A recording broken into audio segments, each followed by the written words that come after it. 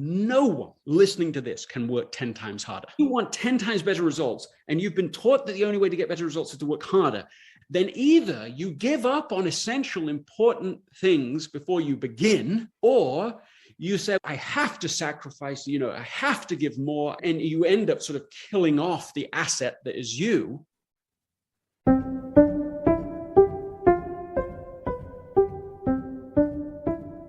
Hi, this is Monica Packer, and you're listening to About Progress, where we are about progress made practical. We are just a little over a month into our summer season, and I have to tell you, the one defining word I could use to describe how it has felt for me is this: grumpy. Because that's what I am. I have been a very grumpy gorilla, as we often say in our household to describe certain children, but lately it's been me. And I've realized lately that my grumpiness comes also down to one word, or phrase even, and that's trade-offs. It's because all day, every day, I have to grapple making trade-offs between what matters, and even with what matters, how to do so in a way that isn't unrealistic, even down to the ways I feed my kids, to how we're spending our time together, to the chores we do around the house. This is why today I am very eager to share an interview I recorded and aired back in 2023 with Greg McKeown. It was such a thrill to get a yes from him. He was probably my biggest yes yet up to that point. All thanks to a progress in our community, by the way, Rebecca, thank you.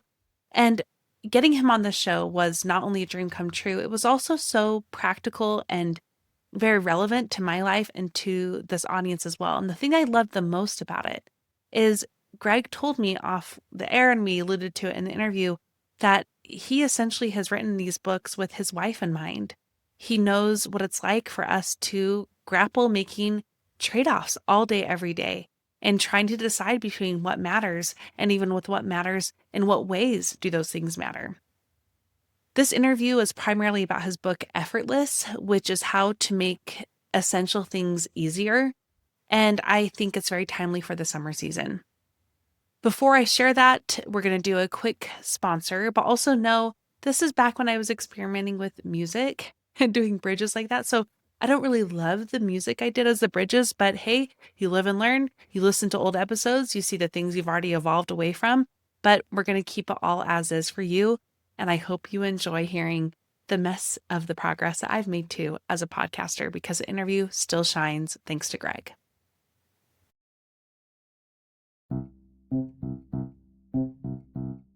Have you seen this social media series called Empties, where people share about which beauty products they have used in their entirety, leaving the containers empty? Well, one of my most recent empties is the Tighten and Lift Neck Cream by Go Pure Beauty. We spend so much time and energy investing on good skincare for our face, but what about the neck? If you're like me and you basically forgot about your neck for forever, then I highly recommend the Tighten and Lift Neck Cream. I have used it each morning and night until my container is completely empty, and my neck has felt softer and visibly hydrated enough so that I'm going to be using my own code to get my replacement jar. Here's the thing. The skin on your neck is thinner, more delicate, and less oily than the skin on your face, which means it needs extra love. Go Pure's Firming Complex targets the unique concerns of the neck while nourishing and strengthening your skin for a more lifted, youthful look. Go Pure Beauty is not just for the face. Their whole line of products are cruelty-free, paraben-free, and sulfate-free, so you know you're giving your skin clean, effective care without the harsh chemicals or compromises. With over 1 million jars sold, this beauty secret is no longer a secret. For a limited time, our listeners get 25% off Go Pure with code PROGRESS at checkout. Just head to gopurebeauty.com, use code PROGRESS, and you're all set. And after you buy, do us a favor. When they ask where you heard about Go Pure, tell them it was from our show. You know, one of my giant soapboxes is the vital importance of women taking time for themselves outside of their responsibilities. While this is best practiced on the daily, sometimes we have to do something big to reconnect with ourselves. So, what if you did that, but for a full week and with me in Rome, Italy? I am so honored to be hosting a female foodie signature tour to Rome for just the About Progress community in the fall of 2026. Of course, this trip will be full of amazing food, accommodations, and sightseeing, but it will also reflect what women say they take the most from these trips: a deep renewal and reconnection back to themselves. This trip will be my first time back to Italy in over 14 years, a place I've described as life-changing the 2 times I've visited and returned, feeling restored and inspired, and I'm just going to say it because it's true, healed. I know this opportunity will be no different for you. Tickets go on sale this September to the waitlist only and are booked in groups of 2 or more. So get a friend or 5, check out the details, and get on that waitlist by going to aboutprogress.com/Italy. Female foodie tours sell out in literal minutes, so it's really important that you get on that waitlist. Again, to do so, go to aboutprogress.com/Italy.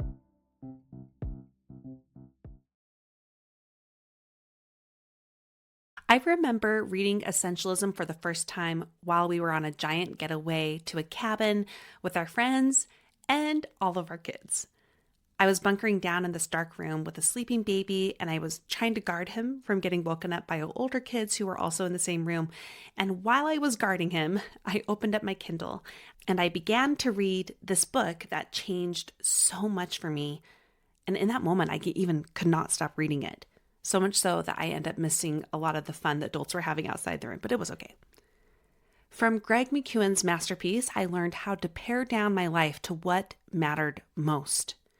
It was an empowering relief for me, especially in a world where I felt like people were far more likely to promote hustling to have it all, pretending doing it all didn't lead to burnout.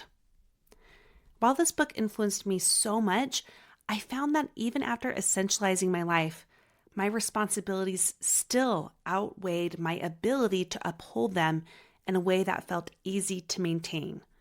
Burnout still seemed to loom around the corner. So imagine my huge relief to read Greg's latest book, Effortless, and see that even he, as the creator of this movement, found himself similarly spread too thin with his carefully chosen priorities. Essentialism, choosing what matters most over what matters less, is still life-changing. But after you answer the question, what is essential? Greg now knows that next you must answer, how can I make what is essential effortless?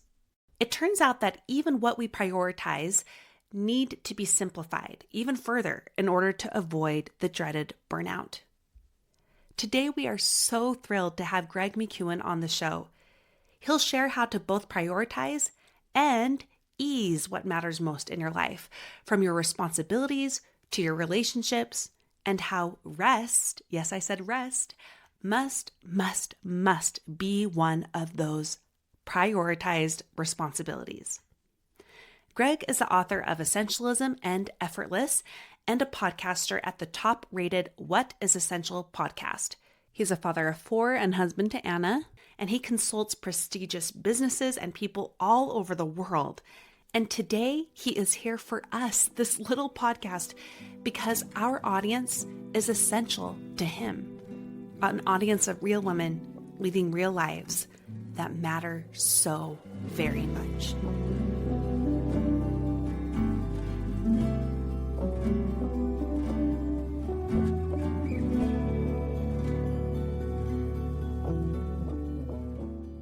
Thank you so much for joining us on About Progress. Oh, it is so nice to be with you. Thank you. Well, it's a huge honor. Your first book often is described as life-changing. And it was for me, Essentialism. It's the book I read every year, and it helps people understand what matters most.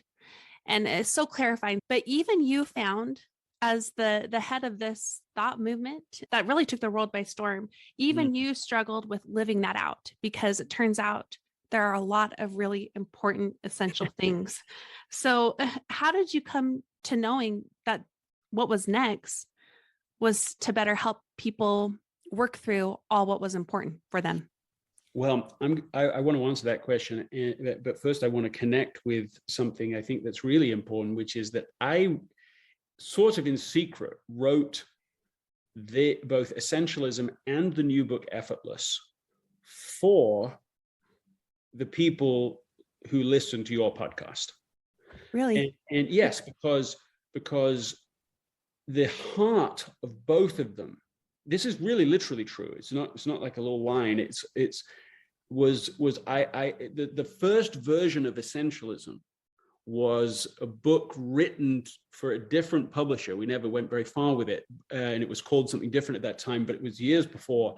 And it was to a publisher that had the audience primarily of women aged, let's say, 35 to 55, who are dealing with all of the unbelievable challenges and responsibilities of that stage in life. There's always this core of it that is, the people listening right now, people who feel stretched too thin at work or at home, feel busy but not necessarily productive, feel their day is endlessly hijacked by other people within their own families often, right? Yes. I mean, children yes, tapping on us all the time. Mind feels crazy by the end of the day. I mean, that's who it's to, and it's not just that because it's not just because these, the people listening to this happen to have that struggle, and I happen to want to address those challenges.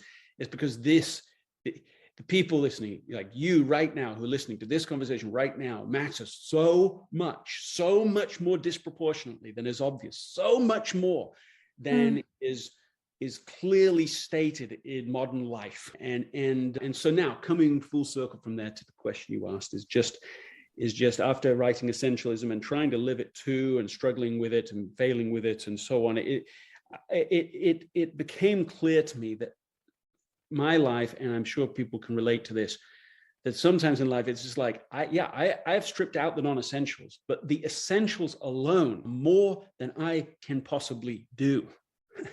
Yeah. And as soon as you face that, and every responsible woman does all the time, I mean, that's sort of life. That's where Effortless, the new book, begins. And I didn't write it because I thought life is effortless. I wrote it because I know full well that life approximates suffering for almost everybody, almost all the time. That was true in my life, but it's true in other people's lives. And that's why Effortless deserved to be born. And even that word, I mean, it sounds almost too good to be true. You just kind of hear effortless and you think, well, who's that for? And I love that you're saying, this is for you. This is exactly who it's for. It's for the people who have too much good things to do, especially with the word you use, responsibilities. That's actually a huge word in our community. It's because we feel both the honor of it and the overwhelming impossibility of them all. Completely. Well, I mean, your reaction to that was the same reaction my wife Anna had when I first pitched this idea. Now to be a member of my immediate family is to be semi-employed in brainstorming book titles and subtitles. Yeah, I obsess around that more than I would say maybe even the average author, and so I could do it right now. I could walk into any room with any person, child, teenager, my wife, and just say a word, and they would know what I was talking about. I would just say, "What about this?" And they'd be like, "Yeah, I kind of like that." Or, "No, I don't get it. I don't know." And they just get immediate reaction. And Anna's only ever concern about Effortless was like, just unreachable. Is it too much? And I weighed that up a lot. And I mean, there was an alternative subtitle for Effortless was because not everything has to be so hard. Yeah. And there was something about that. I'd put that out one time on social media, and somebody responded, a woman had responded, and she said, "I feel seen when I hear that phrase." And that's again, that's the heart of this, is like, if life were effortless, there's no justification to write a book called that. Yeah. There's a group of people, I reckon people listening to this know exactly what I'm talking about. There's a group of people, let's call them the in the hit squad. This is the hardworking, intelligent, talented group of people. And they have learned by experience and by culture and so on that the way to better results is to push harder. And they, not only that, they want better results. I mean, maybe it's a businessy way of saying it, but it's like they want 10x results, much better results for their own lives, for their own health, for their children, for their family, for friends. I mean, they want much better results. But that's where it starts to get complicated, like what I'd say the 10x dilemma, because no one in the hit squad, no one listening to this can work 10 times harder. Mm. You want 10 times better results, and you've been taught that the only way to get better results is to work harder. And then you think, okay, well, the only way to get it is by 10x hard work. Then either you give up on essential, important things before you begin, because it's, of course you can't do that. Or you say, well, I can't do it, but I have to sacrifice, I have to give more. It's so important. I'll just, and you end up sort of killing off the asset that is you. More of your sleep, more of your sanity. They can't, if they can't see me, if they can't value me, then fine, I won't value myself. You approach burnout all the time. Yep. And so then every request of you is like a pound of flesh, and actually you are kind of killing yourself off, and they are killing you off. And it is real. I mean, I think that there's only two kinds of people in the world right now. Maybe there's only two kinds of women listening to this right now. Group one is the women listening to this who burned out. And then the other group is the group who know they are burned out. Yeah. Maybe that's it. And if you get the second category, then you can do something about it. And I'm just trying with Effortless and with Essentialism to try to help people in exactly that situation. Say, okay, maybe there are ways to break through to higher contribution without burning out. There's a different way to do life that is not what we've been maybe taught or heard in the culture, hustle culture and all these things that get emphasized, but you actually can, but it's a different way, and it's a different way than's been sold to us thus far. Mm-hmm.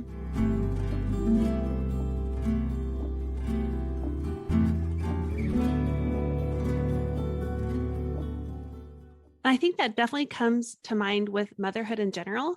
You're just kind of sold both a bill of goods, but also a bill of built-in expectations of what the responsibilities are, and they're massive. And this is for every parent, but motherhood is a little bit different. The amount of pressure that is aggrandized by both like the martyr mother culture, like we're more celebrated the more that we have lost ourselves and sacrificed ourselves, which means, as you know, we have nothing to give from that burnout.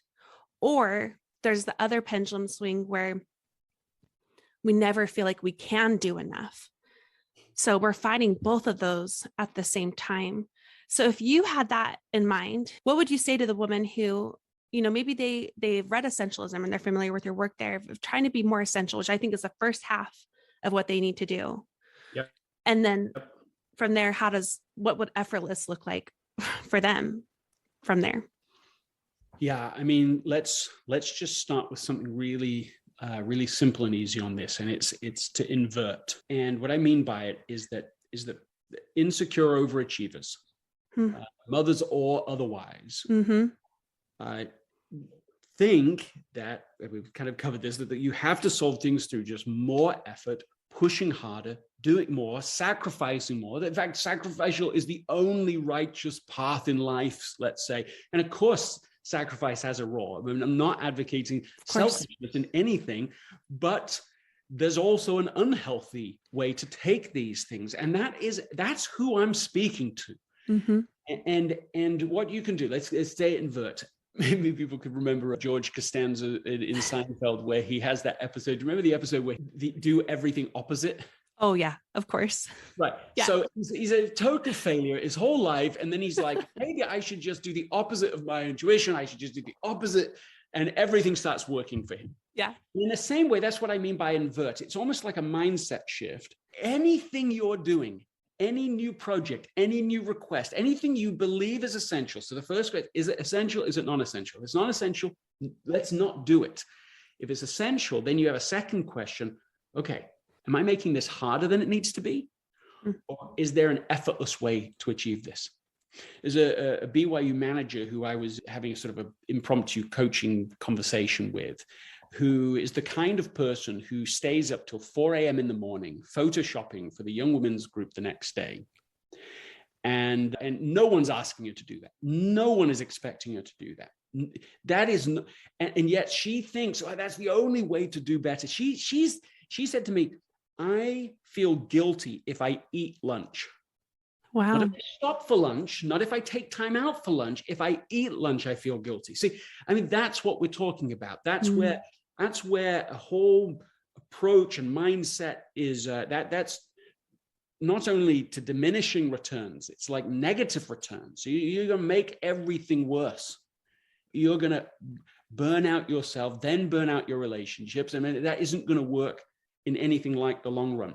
Well, I said to it, like, invert, ask a different question. And that's really what I'm getting to, a specific new question. Don't ask, how can I just make this happen, push harder, give more, sacrifice more. You say, how can I make it effortless to achieve this outcome? That was that was it. That's the question. Now, what happens is that she gets a call from a professor at BYU the next day. He says, listen, I'd like you to get your videography team to come and record my class for the semester. In the past, she wouldn't have asked any questions. She wouldn't have paused. She'd have just been like, on it. I'm going to impress him. I'm going to wow him. And she had visions already immediately of, we'll have multiple cameras in the room. We'll record it all. We'll edit it together. We'll have music at the beginning and the end, and we'll have slides and we'll have graphics, and it's going to be great. A 4-month project. And then she remembers the coaching. Yeah, but is there an effortless way to get what he really wants? Well, what does he really want? Oh, it turns out this is for one student who's going to miss a few classes because of an athletic commitment. And so she says, well, what if we just had somebody in the class record on, the phone and just, send it to that one student whenever he's going to miss? Yeah. The professor's like, oh yeah, I mean, he was overcomplicating everything. Oh. He hadn't thought about it. He's like, oh yeah, that's great. That solves everything. Perfect. It's on my plate. I'll just say that to him. Done. 10 minutes conversation based on this inverted question saves 4 months of work for a whole team of people. And that's the idea. That's the power of asking that question. Not once, not twice. You just keep asking it and asking it. And you'll just be amazed at how often there are solutions, far simpler, far easier ways to achieve a noble end.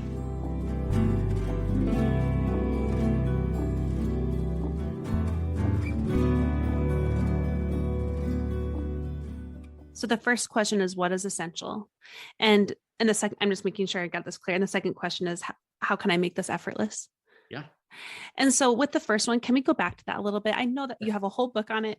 Let's just refer people to that. But sure. I want to speak to one part of this that I see women really struggling with, and it's the acceptance of trade-offs as they are essentializing.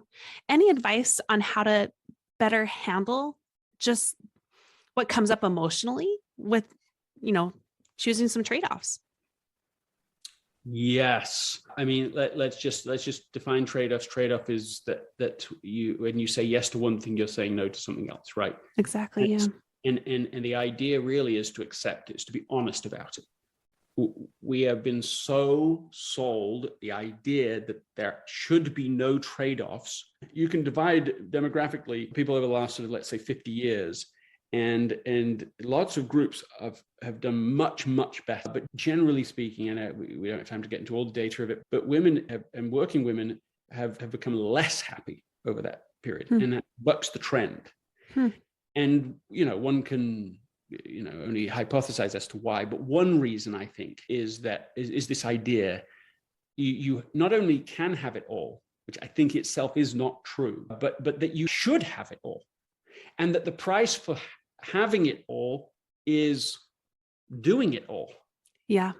So all you have to do is do it all, and then you can have it all. And you should. And if you don't have it all, it's because you aren't doing enough and because you aren't measuring up. I mean, that is such a recipe for unhappiness. Because let's just look at because it's based in lies, right? You cannot do it all. So that premise is wrong. And you can't have it all either. Nobody can. What an even thing to say. And you certainly can't have it all at once, all right now. So it's you can have anything, but not everything.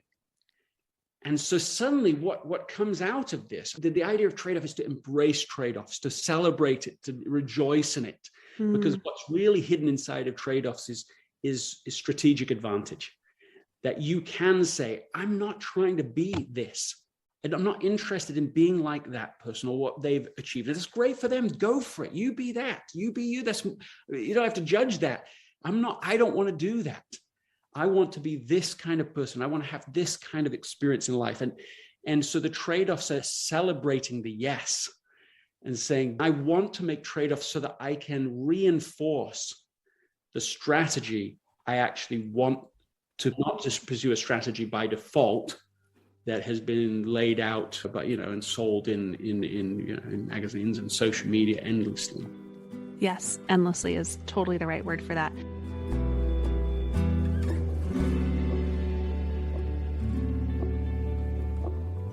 Next up, Greg will share more practical tips on how to essentialize and ease our most important priorities. But first, a quick word from our sponsors.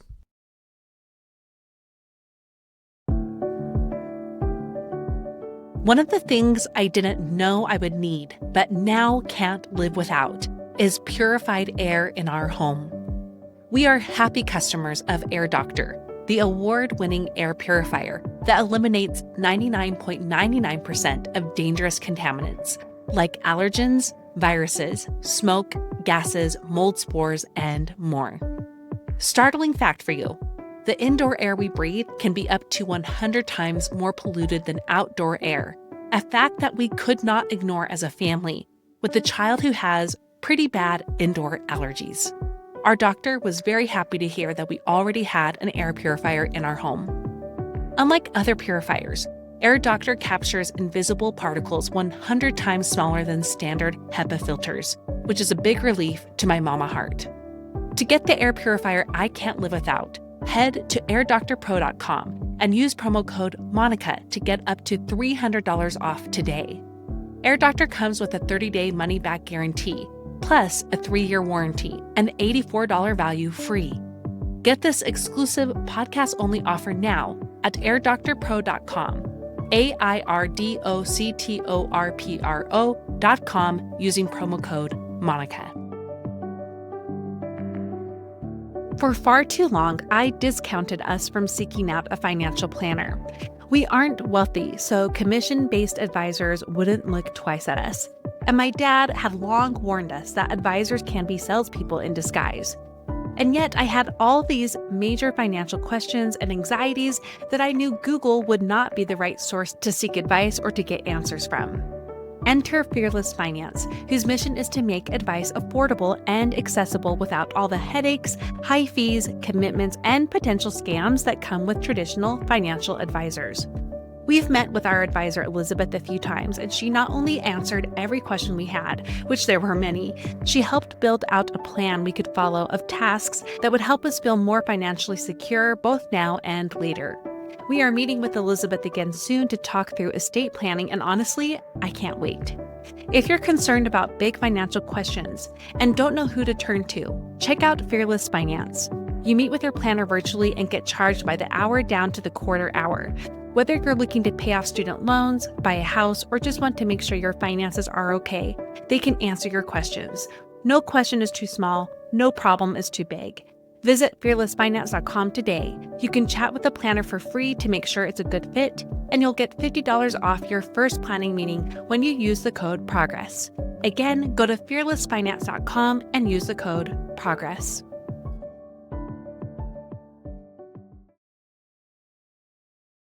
I was thinking as you were talking about how what truly is essential for, I think, every human on earth, it comes down to relationships. And yet that's the very thing that seems to be forfeited when we are trying to fulfill our responsibilities that are related to those relationships so often, especially for those who do a lot of care work at home. Mm. And that's where both of those questions you brought up earlier, I think, are so helpful. But also just, what you're saying about trade-offs, like, that's effortless too. To make something effortless, you have to choose a different way. You have to choose you have to celebrate the yes you want as part of that. So do you have any advice? There are some predictable things that women will, or people in general, actually, but we've been emphasizing women for this podcast and this conversation, but will typically put down first. And my experience with this is the first thing that you will put down, the first essential thing you will neglect is health, personal health. Yes. Sleep, eating, drinking water, exercise, right? We know what they are, but those are the things that normally get put down first. And the second thing that gets put down is our closest, most important relationships. as it happens, I'm working on a new book, and the new book is centered in relationships, and That's great. so and in communication and in understanding each other. And so I think one of the things I would just answer is that I think the key to being able to sort of apply essentialism to relationship and effortlessness to relationships is to recognize, like, I have got to invest in understanding the other person and understanding myself, like understanding and being understood. This is, to me, a human's deepest need: to be seen, to be heard, to feel like you matter. Yeah. And we all want that. But because we go about it perhaps in slightly the wrong way, like we want those needs to be met, we often miss what actually matters to each other. We don't understand precisely enough. So we can put enormous amounts of effort into a relationship sometimes and be doing the wrong things. Like, who hasn't had the experience where you have received a gift and it's like you feel embarrassed, you maybe even feel some shame about it, but it's like, that's the wrong gift, man. Like, I feel lonelier receiving it than even if I hadn't received it. And of course, it's then complex emotions, because you feel like, I mean, how ungrateful is that? And why should I should feel so bad about that? I mean, so of course, they're just trying to do something nice and so on. So it's all this complex inside. But what it really is, what that emotion is, and I think we are supposed to feel it, is I'm not known. I don't feel known. And that is a need. It's not nice to have. We always say, oh, it's nice to eat, it's nice to drink, it's nice to be known. We need to be known. And really, like, if we don't understand that or admit that and don't find ways to have that need met, it will come out in uglier ways. You can ignore it, it will not ignore you. And so this is like the breakthrough. When you can break through and develop the mindset and the skills to be able to understand others precisely, who they really are and what really matters to them and what doesn't. And you can also learn the skills to be able to communicate yourself, what really matters to you and what doesn't, your uniqueness. That's the breakthrough, because then suddenly relatively modest effort can bring forward relatively amazing outcomes. You can make people glow if you understand what matters. And who hasn't had the conversation? Oh my goodness, I'm doing so much. I'm doing all this for you. And the other person, yeah, but I don't care about that stuff. You know, oh, that's great. I mean, I'm doing this. I'm working all the time. I'm making all this. I'm doing all these things. I'm making all these sacrifices. It's like, yeah, but all I want to do is spend time with you, sitting down, listening. You know, let's drink tea together. And that's all I want to do. It's like we don't get to those conversations. We don't understand how to say what we really want and listen in a way that we can make it safe for other people to say what they really want. And we're rubbish at figuring out what each other wants. Seriously, we don't want to say it. It's vulnerable to say it because we can feel very rejected if we say what we want. So this, to me, is what essentialism and effortless looks like in relationships. And I can see how clearly they work together, as well as knowing yourself, which I could not separate from what you just shared there. Is that is an essential need too, is knowing and seeing yourself and what you want and who you are and what you need and what matters to you. We've been doing this fun, well, I say it's fun exercise. You know, psychology is for nothing if it isn't to sort of torture your own children. And so I have a norm when I'm reading and studying and researching as soon as I've learned something, I want to practice it instantly, immediately. I'll mess it up and I don't care. I just want to try it because I'll learn more in the trying of it than just kind of, you know. And one of the things that we've been trying out as a family is whenever there's like a little conflict, contention with our children, they're all teenagers now. And I will say, okay, pause. I say, what do you feel and what do you want? And you know what happens every time is exactly the same every time. Is this body language, and both people will do it. They're just like, they literally put their head down. Not in shame, just like, it's like in thoughtfulness, like, So here they are having an argument. Here there is some contention. And when I say, what do you feel and what do you want? They don't know. Isn't that strange? What an oddity. Like, what are they arguing about? So they'll pause, and then literally the coaching is, I feel X, I want Y. And what it does is that as then somebody says how they feel and what they want, first of all, the saying what you feel produces humanity, right? Like it draws forth the heart of the other. You go, oh, I don't want you to feel that. Nothing in my intent is wanting that feeling in you. You know, the conflict is not about trying to make you feel whatever this, negative emotion is. And then when you say, this is what I want, it's not what I wanted, because no one can do anything about that. I want this. It educates them. And I'm telling you, that simple thing is like an instant change. And with some people, you may have to practice that for a while. That's what I've found, because they may, people listening to this, chances are they are not good at saying what they feel and what they want. And a little like a 202 like guide on this is that most times when people say, I feel this, actually, they're not going to say a feeling. I feel that you're being really irritating. That's not a feeling. So people sometimes say, I feel that you should this. I feel that you're doing that. It's like, what do you actually feel? I want you to name an emotion. So you have to go inside. How do I feel right now? I feel hurt. I feel, angry. I feel, what do you feel? You got to give an actual emotion, and I want this.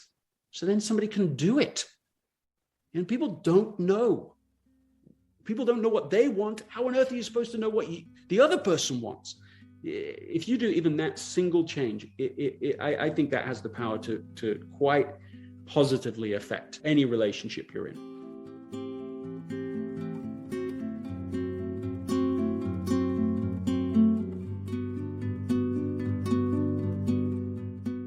And it will help answer those two big questions. What is essential and how can this be effortless? It's being able to get clear about that, because you can't make something effortless if you don't know what from this actually matters to me. So then I can let go of what is overcomplicating it. We do a lot of practical stuff, practical tips on this show, and we definitely go deep too.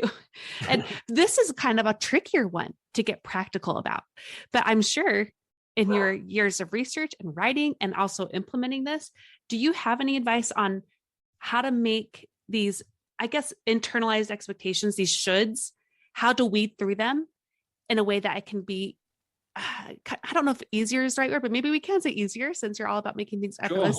Sure. How can we make it easier for them to weed through the shoulds? Yeah, I'll give you a few practical things. You could say, okay, every day answer the question, what's the most important thing I need to do today? Priority, like single, what's the most important thing? There's nobody listening to this who only has one important thing to do. I understand that. But you say, okay, if there is only one, what is it? And maybe you extend that out and you say, okay, if there were 2 or 3 really important things I could get done today, what would they be? And why that's so powerful and so immediately effective is it helps you orient the rest of your day. You will have distractions still. You will have unexpected things happen. All of that's true, but you'll have something to keep coming back to through the day. And it will help you orient all the other choices and decisions that you're facing. And that's number one thing that people can do. Number two thing I would say related to that is to then continue with that list until you have what I would call a done for the day list. So you say, okay, when these things are done today, I will be able to feel satisfied. Like these were important, these were good, and I can be done. And then after that, it's no sneaky work. That's what Anna and I call it with each other anyway. No sneaky work. When we're done with those, we're done. Now, what do you do after you're done is number 3, which is you have to make relaxing a responsibility. And it is because it's the slingshot for the next day. So we've gone through like literally 2 birthdays, a birthday right before Christmas, a week before Christmas, a birthday after Christmas. And of course, everybody knows, right, through the, how much extra is going on through that season anyway, loads of other responsibilities and asks, right? So we've lived in that, but we also felt like we needed to move into a house and basically move. and in the same period. And we felt very clearly we needed to do that. Now, that's kind of a recipe for a disaster, right? And so, but this relaxing the responsibility, my wife Anna, who will only semi-joke that I wrote Essentialism for me and Effortless for her. It's not, I don't know that I did either of those things intentionally, but I think she's probably right. Yeah. So we this idea of relaxing as a responsibility, at first when she and I would talk about this, it was like, she would say, I don't even know how to relax. And myself too. But just because you've been told that word, hey, you should relax in life, it's like, where's the competence for it? You got to learn how to do it. Seems strange, but that's just what I found. And so she made this a priority, that she would try to find a way, like a routine, a ritual of relaxation through this whole move process. I mean, it's a very positive thing, but there's no question that could be completely overwhelming. And then if you get burned out through it, then that all adds to multiplicity of complications. And so her ritual includes, like, I mean, it's all the familiar stuff. So it's not like brain science, but like actually having a bath every night. Like, I'm doing it. I've stopped. No more sneaky work. I'm in there, and I'm going to read when I'm in there. I'm not on my laptop or on my phone or ordering something from Amazon, right? Because it's very tempting to do all of that.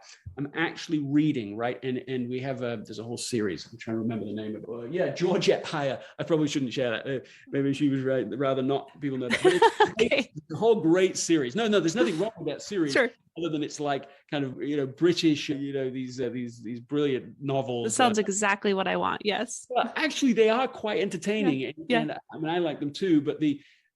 So she's reading Georgette Heyer. She's reading a book like that, and she's maybe even doing a little meditation there. I'm telling you, this is true. This is personal. This is for real. At the end of that, she's like a different person. And I don't mean she's got into a bad state. I mean, she has removed a whole predictable exhaustion and pattern from what would otherwise happen. I mean, of course it would happen. It's predictable. And so that decision, that choice, that trade-off, I am going to make relaxing a responsibility. I'm going to make it a ritual that is enjoyable, means that by the end of that, she's relaxed and she gets to go, okay, I get to actually, go pray, go sleep. And it really has made all the difference. I mean, it's a bit of a challenge what we signed up for, but it's taken off all those sharp edges that a big transition could have brought about. Now I don't know what number we're on, but I think that's number 3. Do you want more, or should I stay at 3? I mean, I could keep asking you to talk more and more, but what I almost feel like is we've gotten a great preview of your next book, which was accidental, but I will take it. I'm excited for that. What I love so much about this whole conversation, Greg, is just how it turns everything on its head in ways that I think the whole world needs right now. And I appreciate that you were willing to really focus on my audience of women, especially for this chat. But this is not about superficial productivity. This is not about putting work and responsibilities on pedestals that really are prisons. This is about relationships, and it's about rest in a wonderful way that I don't see out there very much. So I want to thank you for being so willing to have this conversation, for all the work that you're doing. And if there's one very small way you think the listeners could start on our whole conversation today, one small way they could start, what do you think that could be? I would say no to one thing. And I've started doing something recently where I will actually do my planning in a digital document, and all the things that are done, I'll put in a done list, because that's like satisfying to me to see the things that got done. Yes. But also a don't do list, what I said no to. And there's a few reasons to do that. But one is, it's so empowering to recognize you can choose not to do it.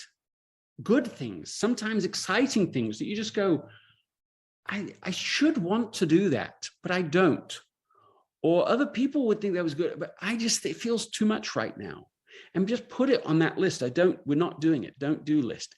And then over time, when you look at that list, you go, wow, I can do it. I actually have more say and control in my life than I feel. We often get so reactive that there's a sense of like our life is running us rather than us, designfully, thoughtfully, deliberately, living it. And I think that's a very simple way. You say no to something, put it on a we're not doing it list, and just keep adding to it, and see how that will reveal to you what you really prioritize and who you really are. And most of the items, not all, but most of the items on those lists, you can see, you could even go back to if you really wanted to, but it's a good, simple way to start. I love how intentional you even were about the advice. I wish I could see you taking your time to really think that through. It means a lot to me that you would. Greg, this was amazing. I will make sure to link to your new book, Effortless, as well as Essentialism, and your Instagram profile. Is there anywhere else you think people should go if they want to delve more into your work? Other resources available to people for free. People can sign up for the 1 Minute Wednesday newsletter. It comes out every Wednesday. It's 1 minute to just kind of give you a very specific thing you can think about and then act upon immediately. They can sign up at that at gregmckeown.com. And then, of course, there's the podcast as well, What's Essential Podcast, and that comes out once a week as well to continue these conversations. Yes, and I've really loved when your wife has been on the show too. It's fun to hear her voice every now and then. But it's a great work that you're doing. What was that? By popular demand, it's now once a month that we're doing, and we're calling them the Q&A episodes. I love that. Answering questions, but also my nickname was Q growing up, and when we first met and we first married, and of course her name is Anna. So the Q&A. Oh, it's cute. Cute. It might be too cute. Go with it. You got to go with it. But we're doing it anyway. Good for you guys. Well, thank you again. I appreciate your time. Thank you. Bye for now.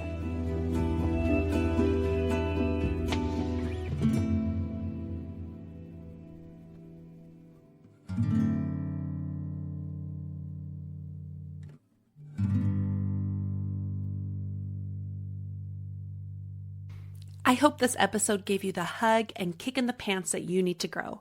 I want to do a special thank you to one of our progressors, Rebecca, who made use of her connections and made this interview possible, all out of the goodness of her own heart. So thank you, Rebecca, for helping us get Greg on the show. Here are the progress pointers from this episode, and this is where I share some notes that you don't have to take, and those on my Go Getter newsletter get this in a graphic form each week. Number 1, we must learn to guide our lives with these 2 defining questions. What is essential? How can I make this effortless? Too easily, our priorities are drowned out by a hustle culture that leads to burnout. There's a better way to prioritize that lies outside of all or nothing extremes. 2, too often, our responsibilities overwhelm our ability to show up to our most important relationships. We must get real about what we want and need, as well as those that matter most to us too. Number 3, as part of essentializing and making things effortless, trade-offs are necessary. Learn to celebrate what you're saying no to so that you can say more important yeses. Consider making a no list. And number 4, make rest an important priority in your life. No sneaky work. Make relaxation a ritual that happens often in your life. Your Do Something challenge this week is to say no to something, as Greg so kindly is pushing us to do. You can share about how that goes with me in a DM or an email, or you can just share about it openly on social media and tag me. And was this episode helpful for you? Here are 2 quick and easy and free ways for you to in turn support the podcast. Number 1 is to share about the podcast with your friends and family. And number 2, leave a review on Apple Podcasts or Spotify. Just pick one of those. It doesn't have to be both. But my friends, I need you. This podcast cannot grow without you. Thank you so much for listening. Now go and do something with what you learned today.